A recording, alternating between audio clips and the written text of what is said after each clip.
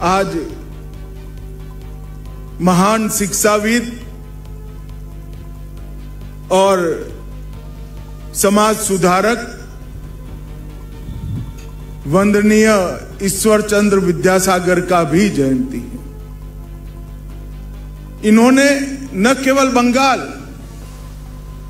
समग्र देश में उस जमाने में जब हम गुलाम थे तब शिक्षा के लिए जो किया है इसको कोई भुला नहीं सकता।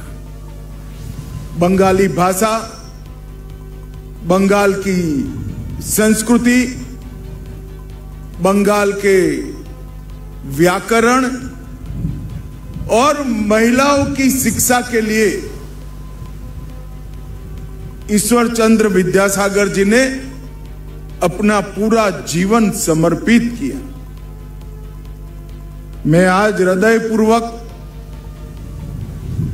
मेरी ओर से और भारतीय जनता पार्टी के करोड़ों कार्यकर्ताओं की ओर से श्री ईश्वर चंद्र विद्यासागर के चरणों में मनपूर्वक प्रणाम करता हूं। আমার সত্যি খারাপ লাগলো যে আমি যখন শুনলাম যে তিনি ঠিক 10 মিনিট দূরে একটা পুজো মণ্ডপ উদ্বোধন করতে গেছেন, তার এতটুকু বিবেকবোধ নেই যে আজকে ঈশ্বরচন্দ্র বিদ্যাসাগরের 205তম জন্মদিবস, সেখানে গিয়ে অন্তত বিদ্যাসাগরের যে বাড়ি রয়েছে বা বিদ্যাসাগর কলেজে গিয়ে ন্যূনতম শ্রদ্ধাটা অর্পণ করি বা নিবেদন করি। এই কারণেই আমরা এদেরকে বাংলা বিরোধী বলেছি এবং যতদিন এরা থাকবেন বাংলা বিরোধী যে মনোভাব এবং আচরণ এবং দৃষ্টিভঙ্গি এটা মানুষ দেখেছে এবং আগামী দিনেও দেখবে। এবং তারা যেভাবে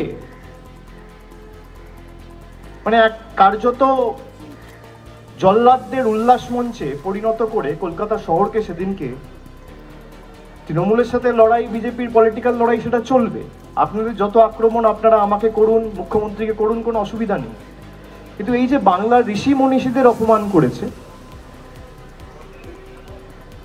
রবীন্দ্রনাথ ঠাকুরের জন্ম কোথায় এরা জানে না, পঞ্চানন বর্মাকে পঞ্চানন বর্মন বলে, ঈশ্বরচন্দ্র বিদ্যাসাগরের কি অবদান জানে না, রামমোহন রায়ের কি অবদান জানে না, ক্ষুদিরাম বসুর অবদান জানে না।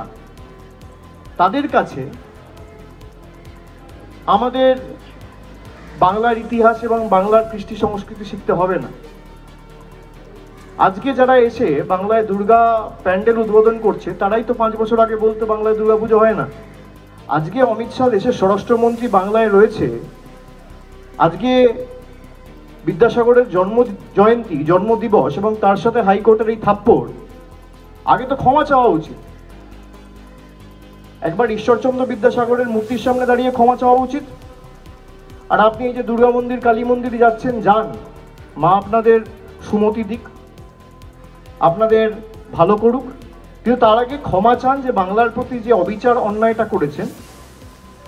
এবং ঈশ্বরচন্দ্র বিদ্যাসাগর যে আপসীন লড়াইয়ের সংগ্রাম ইতিহাস জানেননি, না জেনে আপনার নেতৃত্বে যে মূর্তি ভাঙা হয়েছিল এবং তারা আজও বহাল তবিয়েতে বিজেপি করছে, যারা করেছিল তাদের বিরুদ্ধে কোনো উপযুক্ত ব্যবস্থা বা শাস্তিও দলীয় তরফ থেকে তারা নেয়নি। এবং যত বাংলার বিরোধিতা করেছে বাংলার মানুষ তত গর্জে উঠেছে।